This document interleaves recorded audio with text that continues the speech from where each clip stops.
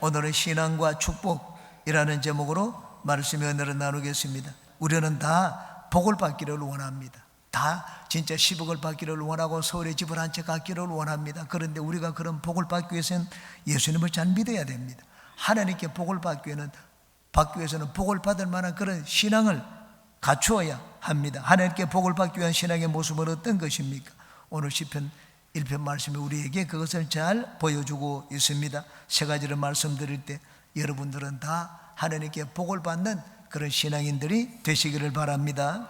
첫 번째, 바른 인간이 되어야 합니다. 신앙인이 된다는 것은 바른 인간이 되는 것을 말합니다. 물론 바른 인간이 된다고 해서 스스로 구원을 받을 수 있다는 말이 아닙니다. 인간이 바르고 의로워봤자 얼마나 의롭겠습니까?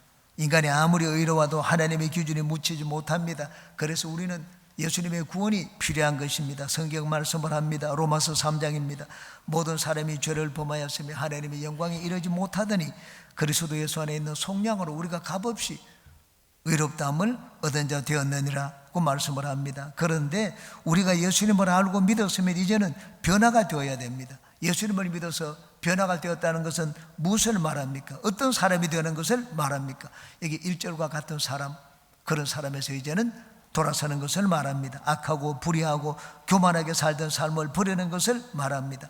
내가 더 가지기 위해서 다른 사람을 모함하고 거짓으로 살인을 하는 그런 악한 가인과 같은 모습을 버리는 것을 말합니다. 나만 알던 이기적인 그런 나의 모습을 버리고 다른 사람을 생각하고 배려하고 때로는 양보할 줄도 아는 사람이 되는 것을 말합니다. 이전에는 나를 위해서 살던 삶을 이제는 내 이웃과 형제를 위해서 살고 사회를 위해서 사는 인생으로 변화가 되는 삶을 말합니다. 하나님이 예배를 통하여 우리에게 받으시기 원하는 것은 찬양이나 헌물 이런 것들이 아닙니다. 사실은 우리 예배자를 하나님이 받으시기를 원하십니다. 창세기 4장입니다. 세월이 지난 후에 가인은 땅의 제물을 삼아 야훼께 드렸고 아벨은 자기도 양의 첫 새끼와 그 기름으로 드렸더니 야훼께서 아벨과 그의 제물은 받으셨으나 가인과 그의 제물은 받지 아니하신지라. 가인이 몹시 변하여 안색이 변하니. 하나님이 받으신 것은 단순한 제물이 아니었습니다. 아벨과 그의 제물은 받고 가인과 그의 제물은 받지 않았다고 말씀을 했습니다. 왜 아벨은 받으시고 가인은 받지 않았습니까? 가인은 그 마음이 악했기 때문입니다. 그 삶을 사는 삶의 모습이 하나님께 선하지를 않았기 때문입니다. 그래서 하나님은 가인에게 말씀을 했습니다. 4장 7절입니다. 내가 선을 행하면 어찌 낯을 들지 못하겠느냐? 선을 행하지 아니하면 죄가 문에 엎드려 있느니라. 죄가 너를 원하나 너는 죄를 다스릴지니라. 그렇게 말씀을 하셨습니다. 세상은 날마다 악하여지고 있습니다. 사람도 악해져 가고 있습니다. 그런데 하나님은 예수님을 믿는 우리는 그렇게 되지 않기를 원하십니다. 너희들은 세상에 영향을 끼치고 세상을 변화시키는 사람이 되라고 말씀을 하셨습니다. 여러분, 세상을 변화시키는 영향력이 무엇입니까? 그것이 우리의 삶입니다. 선한 삶입니다. 예수님 말씀을 하셨습니다. 마태복음 5장입니다.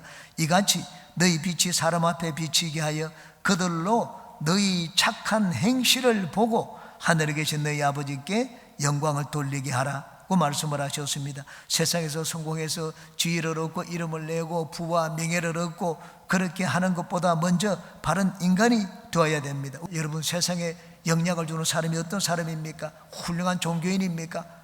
교회 열심히 나가는 사람입니까? 성공한 사람입니까? 출세한 사람입니까? 돈이 많은 사람입니까? 그런 사람이 영향을 주지를 않습니다. 트럼프 대통령이 미국을 다시 위대하게 만들겠다고 막 불법 이민자들을 쫓아내고 세계 모든 나라에 관세를 매기고 막 전쟁을 하고 다른 나라를 자기 미국에 합병시키려고 하고 그렇게 하고 있습니다. 그래서 미국을 세계 최고의 나라로 만들겠다고 하고 있습니다. 그런데 그의 평가는 역대 미국 대통령 중에 지금 악입니다. 최하위 평가를 받고 있습니다. 사람들은 정직하고 순수하고 선한 마음을 가진 사람들에게 감동을 받습니다. 돈과 능력은 그 다음의 문제입니다. 바른 인간이 되라는 말은 돌을 닦고 수도성이 되라는 말이 아닙니다. 하나님이 원래 우리 인간에게 주신 것이 바른 마음입니다. 선한 마음입니다. 깨끗하고 순수하고 부드러운 마음입니다. 그런 마음을 회복하라는 말입니다. 예수님을 믿어가지고 우리가 제일 먼저 회복해야 될 것이 바른 인간의 모습입니다. 어느 날 한 부인이 런던 역앞을 지나고 있는데, 건널목을 지나고 있는데 웬 할아버지가 한 사람이 그 여인에게 나타났습니다. 그리고는 그 앞에서 저를 꾸벅였습니다. 다짜고짜라 그냥 너무 감사합니다, 그런 말을 했습니다. 여인은 이유를 몰랐습니다. 그러자 이 할아버지가 그 여인에게, 놀라운 표정을 짓고 있는 여인에게 그 사연을 이야기했습니다. 저는 오랫동안 런던 여군으로 있었는데 당신은 표를 건네주고 갈 때마다 얼굴 표정이 항상 진심 어린 표정으로 아침 인사를 저한테 건네곤 했지요. 그 후 어느 날 당신의 손에 성경이 쥐어 있는 것을, 들려 있는 걸 봤습니다. 그래서 저는 그날로 가서 성경책을 샀습니다. 그리고 성경을 읽었습니다. 그리고 마침내 예수 그리스도를 영접하게 되었습니다. 당신 때문에 예수님을 알게 되어서 너무 고맙다고 했습니다. 평소에 보였던 친절한 미소, 그리고 따뜻한 부드러운 아침 인사, 그 하나가 한 영혼을 주님께로 인도했습니다.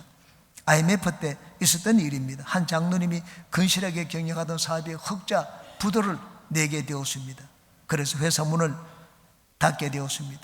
회사 문을 닫고 모든 것을 정리했는데 정리부장이 그날 저녁에 이 사장님 집으로 찾아왔습니다. 이 사장님이 장로님이었습니다. 찾아와서 사장님, 저 예수 믿기로 했습니다. 깜짝 놀란 이 장로님이 물었습니다. 아니 그동안 내가 그렇게 예수 믿으라고 했는데 안 믿더니만 왜 갑자기 예수 믿는다고 했느냐, 도대체 무슨 일이 있었느냐. 그러자 그 정리부장이 이렇게 대답을 했습니다. 제가 이 회사 오기 전에 몇 군데 중소기업에서도 격리로 일을 했습니다. 회사가 망할 낌새가 보이면 대부분의 사장님들은 어떻게 해서든지 돈을 챙겨서 가려고 합니다. 회사는 빚더미에 앉았는데 챙길 수 있을 만큼 챙겨서 야반 도주하는 사람들도 여러 보았다고 말을 했습니다. 그런데 직원들이 퇴직금을 최대한 받을 수 있도록 챙겨주시고 정직하게 장부 정리 다 끝내고 회사 문을 닫으시는 사장님의 모습을 보고 정말 감동을 받았습니다. 그 장로님이 믿는 그 예수님을 저도 믿기로 결심을 했습니다. 그렇게 얘기를 했습니다. 참으로 멋있는 장로님입니다. 꼭 부자가 되고 권력자가 되고 운동 경기에서 금메달을 따야지만 세상 사람들이 우리에게서 하나님의 영광을 보는 것이 아닙니다. 세상에서 진실하고 정직하고 성실하게 사는 나의 모습이 사람에게 감동을 주고 그들에게 변화를 주고 그들을 주님께로 이끌 수가 있습니다. 여러분은 진실하고 정직하고 올바른 사람이 되어서 하나님께 복을 받는 모든 분들이 되시기를 주님의 이름으로 축원합니다. 두 번째, 하나님의 말씀을 최고로 여겨야 합니다. 2절 말씀을 보시기 바랍니다. 복이 있는 사람은 오직 야훼의 율법을 즐거워하여 그의 율법을 주야로 묵상하는도다 고 했습니다. 시편 기자는 돈을 즐거워하는 것이 아니라 하나님의 말씀을 즐거워한다고 했습니다. 그리고 낮이나 밤이나 하나님의 말씀을 되새기며 또 되새긴다고 했습니다. 우리가 하나님께 복을 받기 위해서는 하나님의 말씀을 최고로 여겨야 됩니다. 하나님의 말씀은 하나님의 뜻이 담겨 있습니다. 하나님의 의지입니다. 하나님은 우리에게 가장 바라는 것입니다. 그러므로 그것을 우리가 최고로 여기면 하나님께 복을 받습니다. 그러므로 여러분은 하나님의 말씀을 보물창고로 여기시기 바랍니다. 하나님의 말씀을 인생을 사는 최고의 지혜로 여기시기 바랍니다. 여러분 문제가 있을 때는 다른 것 의지하지 말고 하나님의 말씀을 문제 해결의 열쇠로 삼으시기 바랍니다. 명수훈 목사님이 이 성경 예찬론에 대해서 이런 글을 썼습니다. 내가 피곤할 때에 성경이 나의 침대가 되고, 내가 어둠 속에 있을 때에 성경이 나의 빛이 되고, 내가 굶주릴 때에 성경이 나의 떡이 되고, 내가 무서울 때에 나의 갑옷이요, 내가 병들었을 때에 성경이 나를 고치는 양약이 되며, 적적할 때에는 성경에서 내가 많은 친구를 찾는다. 만일 내가 일하려면 성경이 나의 기구요, 놀 때에는 성경이 나의 즐거운 풍류로다. 만일 내가 무식하면 성경이 나의 학교요, 만일 내가 빠지게 되면 성경이 나의 굳은 땅이로다. 만일 내가 추우면 성경이 나에게 열이 되며, 만일 내가 떠오르면 성경은 나의 날개로다. 성경은 나의 지도자, 의복, 피난처, 꽃동산, 태양, 샘물, 신선한 공기로다. 참으로 위대한 책이로다. 이렇게 기록을 했습니다. 하나님의 말씀은 영원토록 진리입니다. 하나님의 말씀은 잠깐 동안의 진리가 아닙니다. 영원토록 진리입니다. 그리고 그 안에는 진리가 한두 줄이 있는 것이 아니라 무궁하게 진리가 담겨 있습니다. 오늘은 들어맞았다가 내일은 폐기 처분하는 그런 지식이 세상에는 많습니다. 학교에서 배운 지식 세상에서는 아무 쓸모없다, 그런 얘기들을 세상에 가면 우리는 종종 듣습니다. 세상에 가치 있는 것들은 영원하지 않습니다. 그러나 하나님 말씀은 그렇지 않습니다. 하나님 말씀은 언제 어디서나 누구에게나 영원한 진리요 최고의 가치입니다. 그러므로 여러분은 가정에서나 교회에서나 어디서나 하나님의 말씀을 최고의 가치로 여기시기 바랍니다. 서펄전 목사님이 이렇게 말을 했습니다. 가정에서 하나님 말씀을 읽고 말씀대로 따라 살면 그 가정에는 천사가 와서 함께 살게 되지만, 성경 말씀을 저버리고 그 말씀을 따라 살지 않으면 천사는 그 가정에 오지 않는다, 그렇게 말을 했습니다. 교회에서는 하나님 말씀을 듣는 예배의 자리를 늘 사모하시기 바랍니다. 제가 평신도 시절 저는 상당히 어려웠습니다. 경제적으로 어렵고 공부를 하는데도 어려웠습니다. 나이에 대해서 아주 굉장히 컴플렉스가 있었습니다. 그때 예수님을 알게 되고 하나님 말씀을 깨닫게 되었습니다. 성경 말씀을 읽어보니까 내가 공부하는 이 학문의 이 진리가 다 성경에 담겨 있는 것을 봤습니다. 심리학에서 사랑에 대해서 공부하는데 긍정적 배려, 무조건적인 수용, 이런 말들이 예수님의 사랑과 용서에 그대로 담겨 있는 것을 봤습니다. 그래서 성경을 읽고 또 읽었습니다. 성경을 읽으면 꿀보다도 달고 송이꿀보다도 달았습니다. 집에서는 제 마음대로 성경을 읽지 못했습니다. 아내 때문에. 그래서 저는 학교에서 내가 당직을 내가 서겠다, 모든 사람에게 얘기를 했습니다. 당직이 필요하면 내가 써준다. 그래서 저는 당직을 일주일에 2번, 3번씩 쓰기도 했습니다. 당직을 쓰게 되면 밤을 새워가면서 성경을 읽곤 했습니다. 성경을 아는 것이 아닙니다. 모르는 내용도 많았습니다. 깨닫지 못하는 것도 많았습니다. 그런데도 성경을 읽으면 꿀송이처럼 단 것을 느꼈습니다. 그리고서 나중에는 성경 말씀 암송 책자로 사서 늘 주머니에 넣고 다녔습니다. 꺼내서 한 줄 외우고는 그 말씀을 묵상하고 외우고 입으로 씹고 또 되씹곤 했습니다. 당시 저는 가진 것도 없고 재능도 없었습니다. 그런데 성경 말씀을 읽고 암송하면 마음에 막 용기가 생겼습니다. 야, 나도 잘 될 수 있다. 난 지금은 능력이 없어 보이지만 나도 나중엔 세계적인 교수가 될 수 있다 하는 그런 소망을 갖게 되었습니다. 하나님의 말씀을 가까이 하고 하나님의 말씀대로 산 사람치고 결코 실패한 인생이 없습니다. 아브라함은 어떻습니까? 본토 친척 아버지 집을 떠나가지고 내가 너에게 지시하는 곳으로 가라고 했습니다. 갈 바를 알지 못하지만 아브라함은 하나님의 말씀을 따라서 갔습니다. 그 결과 나중에 믿음의 조상이 되었습니다. 모세는 어떻습니까? 모세는 하나님의 말씀을 받았습니다. 백성들에게 전했습니다. 평생 그것을 가르쳤습니다. 그 결과 이스라엘 역사에서 가장 존경받는 지도자가 되었습니다. 다윗은 어떻습니까? 다윗은 쫓겨났을 적은 자기 아들에게 배반을 당하고 반역을 당했는데도 불구하고 늘 성전을 바라보고 하나님의 말씀을 사모했습니다. 그런 다윗을 하나님은 그 보좌가 영원하도록 견고하게 세워주셨습니다. 하나님께 복을 받기 원하는 여러분들은 하나님 말씀을 가까이 하시기 바랍니다. 예배 자리를 사모하시기 바랍니다. 하나님의 말씀을 철저하게 믿고 순종하시기 바랍니다. 하나님 말씀은 나는 많이 알고 있다 하는 그것을 자랑하지 말고 하나님 말씀을 실천하는 사람이 되시기 바랍니다. 야고보서 1장입니다. 자유롭게 하는 온전한 율법을 들여다보고 있는 자는 듣고 잊어버리는 자가 아니요 실천하는 자니 이 사람은 그 행하는 일에 복을 받으리라고 말씀을 했습니다. 제가 상포로 숭봉교회를 담임할 때 장로님 한 분이 계셨습니다. 정창근 장로라는 분인데 이분이 약국을 경영을 했습니다.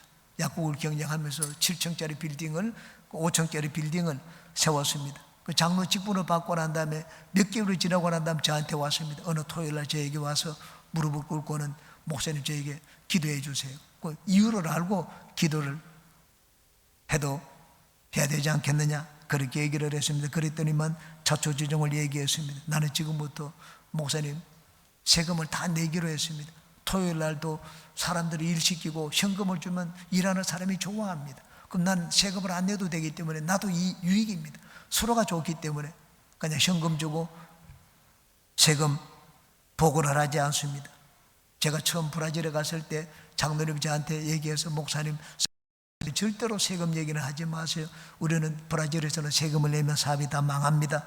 그렇게 말을 하는 것을 들었습니다. 그래서 저는 장로님 세금을 다 내면 사업이 망한다고 하는데 괜찮습니까? 그랬더니 그분이 저에게 얘기를 했습니다. 목사님, 하나님께서 설마 우리 식구들 밥 못 먹게 하시지는 않을 것 아닙니까?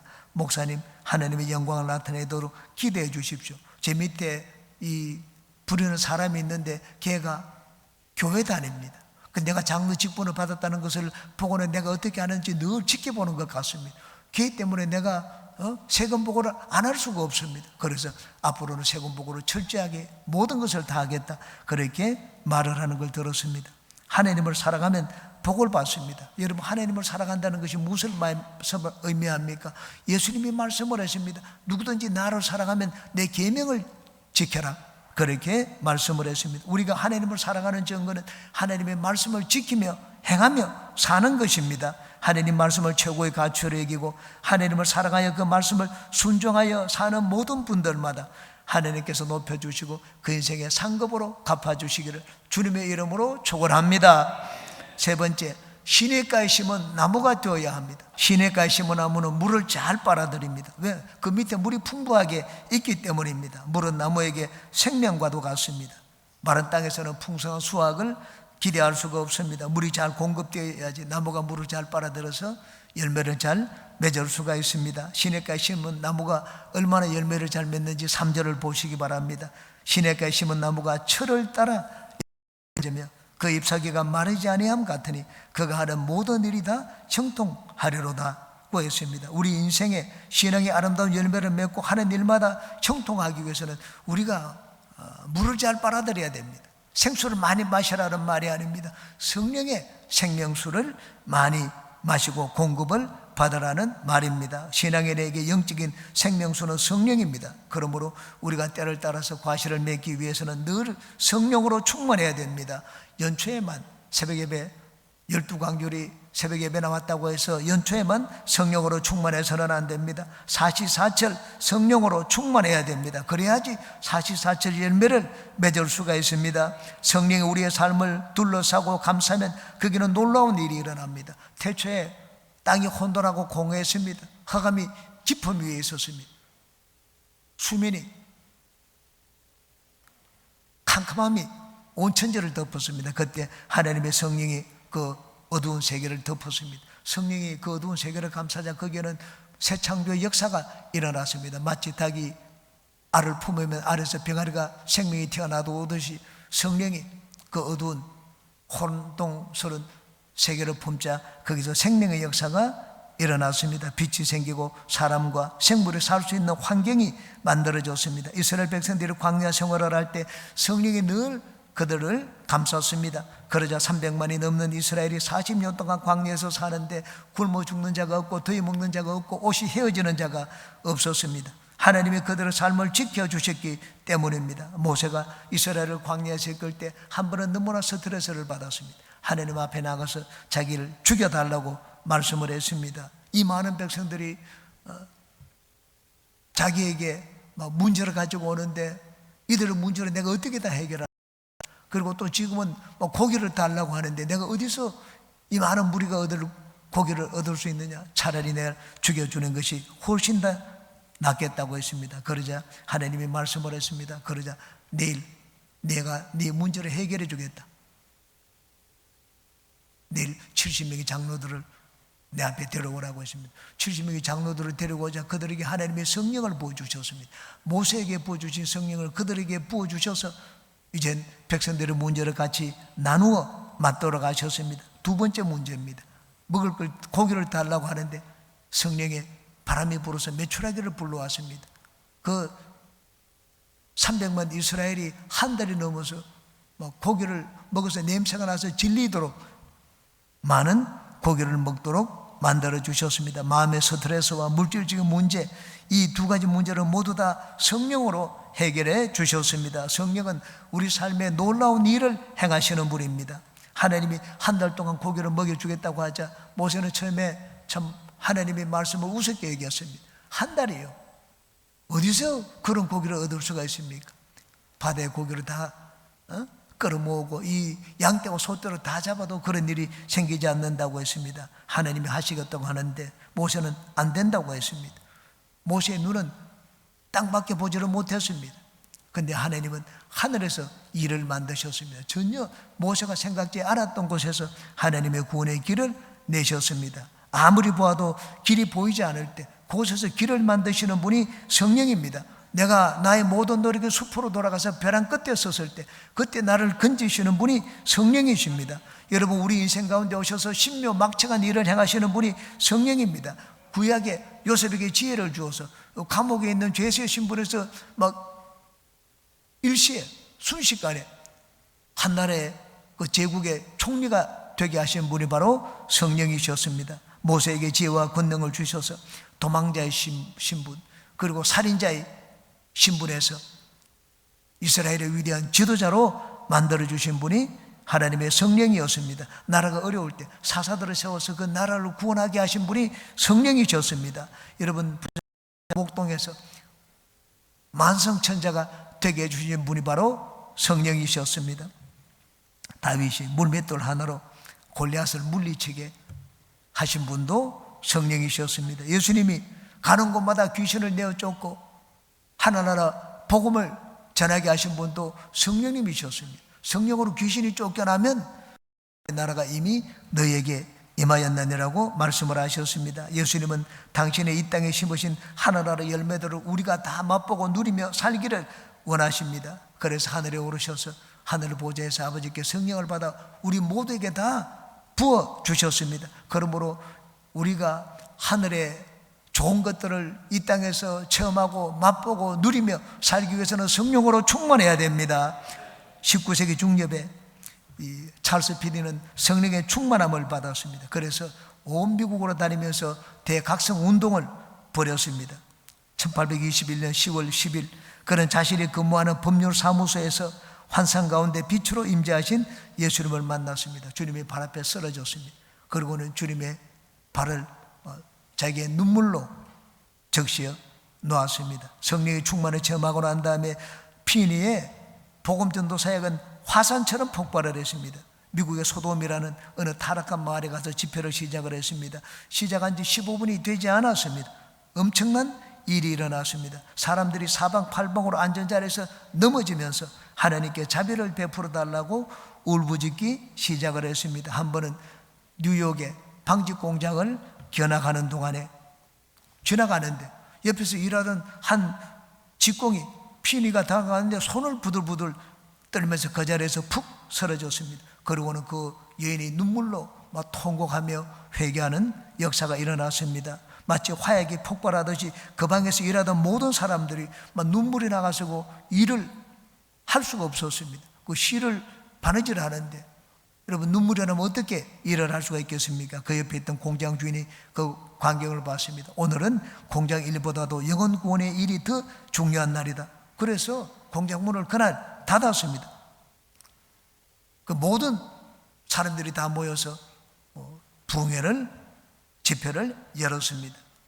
며칠이 지나자 놀라운 일들이 일어났습니다. 그 방직 공장의 모든 직공들이 다 예수를 믿게 되었습니다. 우리 인생이 행복과 축복의 풍성한 열매를 맺기 위해서는 늘 성령으로 충만해야 됩니다. 존 웨슬리는 온 세계를 다니면서 복음을 전했습니다. 성령 운동을 했습니다. 임종식 그가 한 말이 있습니다. 내 인생의 최고로 좋은 것은 하나님이 나와 함께 계시다는 사실이다. 그 묘비명에 그것을 세워놓아라, 적어놓아라, 그렇게 말을 했습니다. 여러분, 우리와 함께 하시는 하나님이 누구십니까? 성령 하나님이십니다. 성령님이 나와 함께하고 내가 성령님의 손을 잡고 인생을 살면 우리 인생에는 놀라운 열매를 맺게 됩니다. 여러분은 어디에서 무엇을 하든 늘 성령과 함께 생활하여 여기 나온 있는 말씀처럼 시절을 따라 과실을 맺는 물가에 심기운 나무처럼 하나님이 기뻐하시는 많은 좋은 열매들을 맺으시기를 주님의 이름으로 축원합니다.